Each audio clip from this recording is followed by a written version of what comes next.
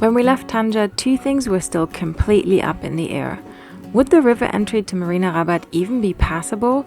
And on a more personal note, could I convince Floh to stay? He hadn't planned to stop in Morocco at all, and yet here we were, already 2 ports in. Am I pushing my luck hoping to leave the boat in Rabat and head off on a road trip? Let's just say this sail feels like heading into the blue, and not just in the literal way.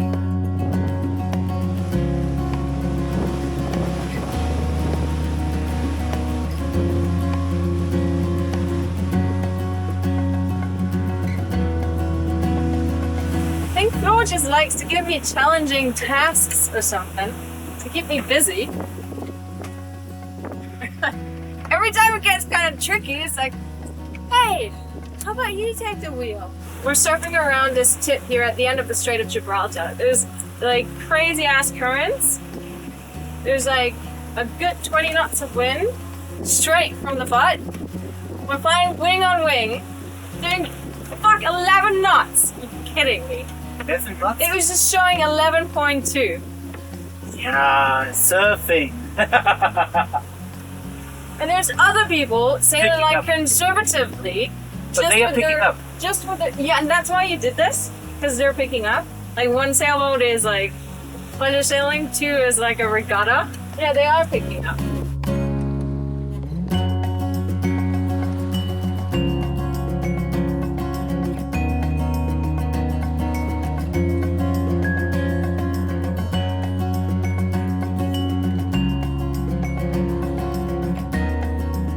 We're off to, we're not sure. We heard, where Floh heard. Martinique.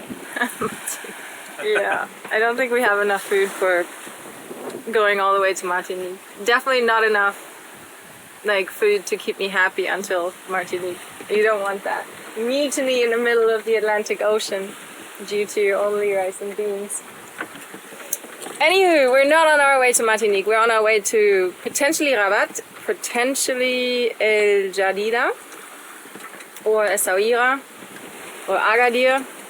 We're not quite sure. Floh heard when he was clearing out that the harbor in Rabat is closed because you can explain that. What's happening there? Well, if the wind is blowing towards the shore, then you have a huge swell, and they call it a ground sea, where the waves are like circling the entire water under the ground, and that is able to flip boats. So they are closing the entrance of the harbor if there are any waves. Today at least and tomorrow the winds are northeasterly, and so is the swell, the main swell, so hopefully we're gonna be clear to go in. I already texted him on WhatsApp, because WhatsApp is the medium to go in Morocco. In Morocco, yeah. There's no other way to communicate with the marinas, and it actually works pretty well. Just make sure whenever you leave the harbor, either you check for the numbers on Navili or No Foreign Land, but sometimes the numbers are not right. That also usually, when you're in the harbor, just ask either the harbor master or some other cruisers who've come that way for the current numbers, because that is the way to go.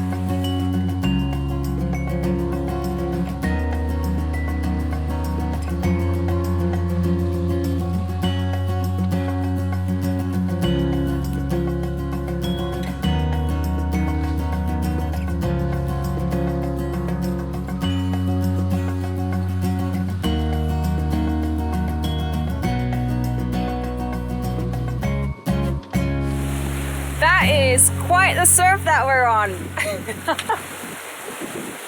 can hear the boat like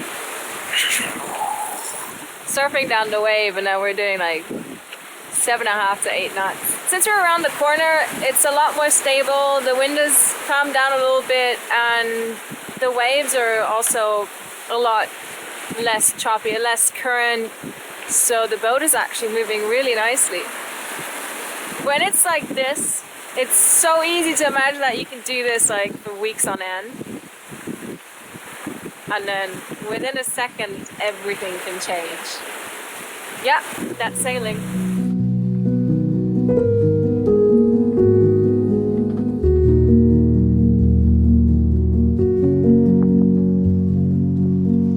those moments of sailing into a sky set on fire, just us in our little nutshell, no distractions, only the sound of the ocean and the rhythm of the boat. And suddenly, it doesn't matter that we're sailing into the unknown, because in this moment, everything feels exactly right. We're getting ready for the night, and we decided to take the boom over to the other side because we're kind of going further and further offshore when we keep going wing on wing. So also during the night we don't want to be too much in front of a jibe, so we're going to move a little closer towards the wind and try and see if we can furl out the genoa on the other side. We'll see.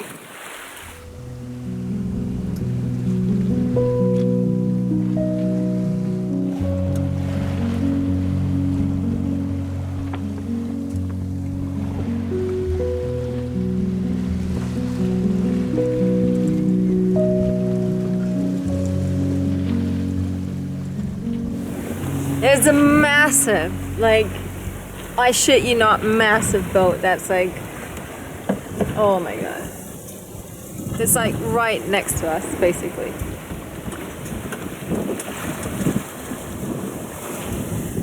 Whoa. That is like way too close for my comfort.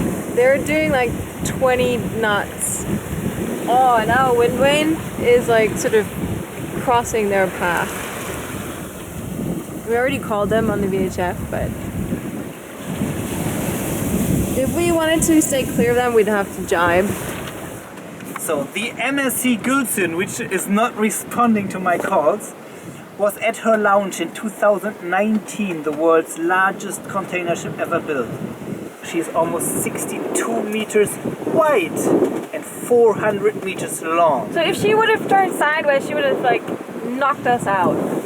The ship has a capacity of 23,570 containers in rows of 24 across.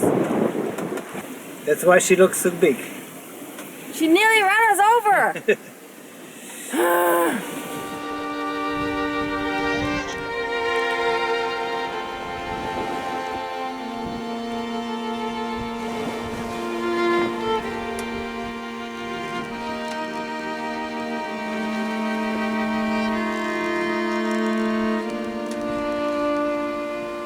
The rest of the night passed quietly as we sailed south, skimming the Moroccan coast and weaving our way between a bunch of fishing boats. By morning the sea was calm and the rising sun painted the sky in colors that makes you want to press the pause button. Well, the sun is just coming up. It's around 8 o'clock. And there's a million little fishing boats. Left and right and round, of different sizes and types. Phil just said that he didn't have anything for the hours that he was on watch, but before there was a ton as well, and they all seem to be doing different things. We're just about 15 miles before Rabat, and we're just off Medina, so I guess that's why there's more activity right now, because there was a stretch that wasn't really anything along the coast.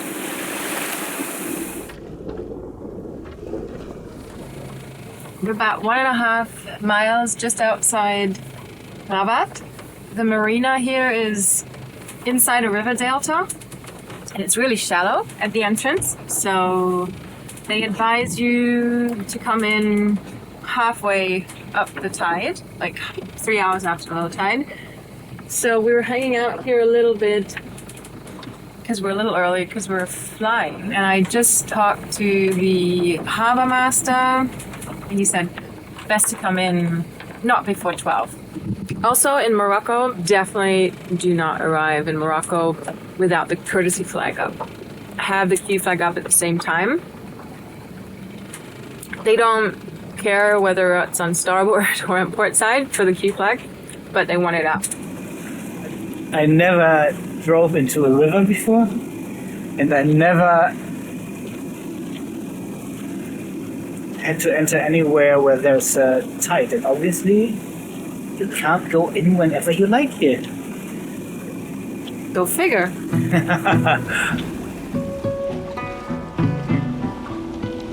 We were relieved to find the river entrance open, and gliding into the Burgrek felt like slipping into another world. It was Floh's first river entry with Santana, and the scene was something out of a painting. The Grand Kasbah guarding the shore and fishing boats bobbing around us, and tiny rowing ferries crossing the water. Before heading to our berth, we had to stop at a separate dock to clear in, but everything went smoothly.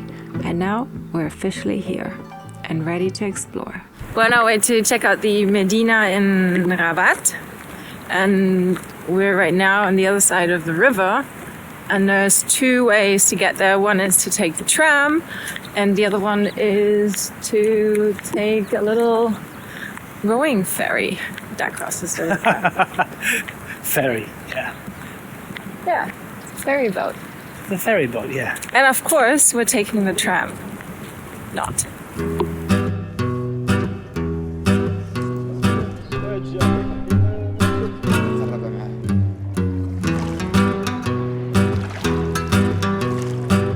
On the other side of the river, we checked out some of Rabat's main landmarks, passing by the Grand Théâtre Mohammed VI, the Mausoleum of Mohammed V, and taking in the iconic silhouette of the Hassan Tower rising above the city.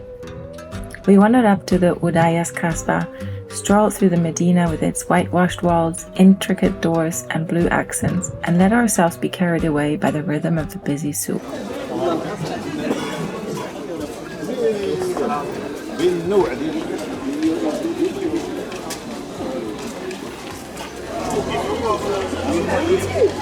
But it's usually the moments beyond the polished sights that linger in my memory. The slightly raw and more grounded glimpses of local life that hint at the real pace of a place. Floh had found another souk just across the Burgrek in Salih, Rabat's sister city, and I'm excited to discover where Floh is taking me. So on this side you have Rabat, Medina, and then this is where we're going, Salih. Floh had discovered this local souk on one of his little jogging expeditions, and he took me back here today so we could explore it for you guys. And I think it was a really great idea because the market has like a very original flair. There's tons of little stalls with different offerings. They're usually clustered, like one section is the vegetable section, then there is a fish and seafood section, then there is... One for the real meat and one for the leftovers. Yeah, and definitely slightly different to what I'm used to. There's lots of heads and feet, mainly sheep and chicken and beef. So, and what's also interesting is that they actually slaughter on site. Like everything is super, I mean, not the cows, but, and not the sheep either, but the chicken seems to be slaughtered like right on the spot. Some people are just very specialized in selling one or two things. And we found a really nice local spot to get some awesome food. Some beans, some fish, some bread. 45 dirham for the lunch. That is €4.50. So anyways, yeah, that like I really love just strolling through it. So I made a little compilation for you to just enjoy and take in the local flair of the market.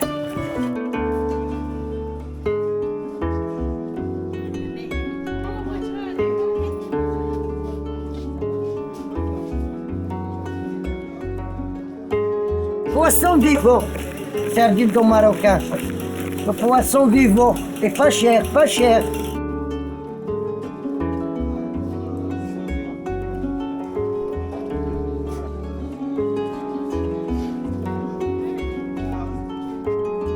So this is inside of the old Medina. So on the one hand, you have people that actually live here probably since hundreds of years. And then inside of these old buildings, at a section of the Medina, you have the souk. And that is what I personally love about this, and I didn't expect it here.